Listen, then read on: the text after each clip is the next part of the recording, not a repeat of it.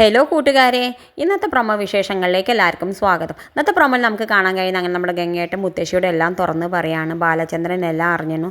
വൈജ പ്രസവിച്ച കുട്ടിയാണ് അലീന എന്നൊക്കെ അറിഞ്ഞു. വൈജ പ്രസവിച്ച വിവരം, കല്യാണത്തിന് മുന്നേ പ്രസവിച്ചതും ഒരാളെ പ്രേമിച്ചതും എല്ലാം അറിഞ്ഞു എന്നൊക്കെ പറയുന്നുണ്ട്. ഇന്നൊക്കെ കേൾക്കുമ്പോൾ നമ്മൾ മുത്തശ്ശിയാണെങ്കിൽ കേട്ടിട്ടുണ്ടോ, അതുകൊണ്ടാണ് അവൻ ഇത്ര ദേഷ്യം വൈജയോടില്ലേ പറയുന്നുണ്ട്. ആ സമയത്ത് നമ്മുടെ ഗംഗേട്ടൻ പറയുന്നത് അത് അറിഞ്ഞുകൊണ്ടാണ് അവൻ അറ്റാക്ക് വന്നിട്ട് ആസ്പത്രിയിൽ അഡ്മിറ്റ് ആയതും അതിന് ശേഷമാണ് വൈജയോടുള്ള അകൽച്ചയൊക്കെ എന്നൊക്കെ പറയുന്നുണ്ട്. ഇതൊക്കെ കേൾക്കുമ്പോൾ നമ്മുടെ മുത്തശ്ശിക്കാണെങ്കിൽ വല്ലാത്ത വിഷമം വരുന്നുണ്ട്. പിന്നെ കാണിക്കുന്നത് നമ്മുടെ ഹരി പറയുന്നുണ്ട്, എന്തുകൊണ്ടാണ് നമ്മുടെ വീട്ടുകാർക്ക് എല്ലാവർക്കും അലീനോട് ഇത്ര സ്നേഹമായതിപ്പോൾ ഒരു രാത്രി കൊണ്ട് അല്ലാതെ എങ്ങനെ ഇപ്പോൾ തകിടം മറിഞ്ഞത് എന്നൊക്കെ പറയുന്നുണ്ട്.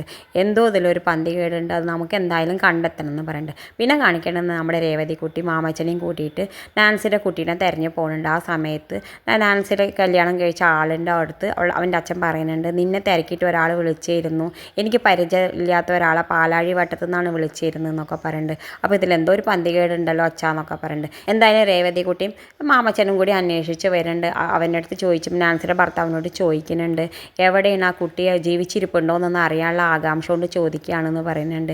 അതെനിക്കറിയില്ല, ഞാൻ എൻ്റെ കല്യാണം കഴിച്ച ശേഷം ആ കുട്ടീനെ അവിടെ നിന്ന് മാറ്റിയിരുന്നു, ഞാൻ നാൻസിയെ കല്യാണം കഴിച്ച ശേഷം ആ കുട്ടീനെ അവിടെ നിന്ന് മാറ്റിയിരുന്നു എന്ന് പറയുമ്പോൾ എങ്ങോട്ടാണ് മാറ്റിയെന്ന് പറയുമ്പോൾ എന്താ പോയി കുട്ടിയെ ദത്തെടുത്ത് വളർത്താനുള്ള വല്ല തീരുമാനം ഉണ്ടോ എന്ന് പറഞ്ഞിട്ട് ചൂടാവുന്നുണ്ട്. ആ സമയത്ത് രേവതിക്കുട്ടി പറഞ്ഞില്ല, ഒന്ന് അറിയാനാണെന്ന് പറയുന്നുണ്ട്. എന്തായാലും അയാൾ അത് പറഞ്ഞു കൊടുക്കണില്ല. ഇത് കാണിച്ചുകൊണ്ടാണ് ഇന്നത്തെ പ്രൊമോ അവസാനിക്കുന്നത്. ഇതുപോലുള്ള പ്രൊമോ വിശേഷങ്ങൾ നിങ്ങളുടെ മുന്നിൽ എളുപ്പത്തിൽ എത്താൻ ഈ ചാനലൊന്ന് സബ്സ്ക്രൈബ് ചെയ്യണേ.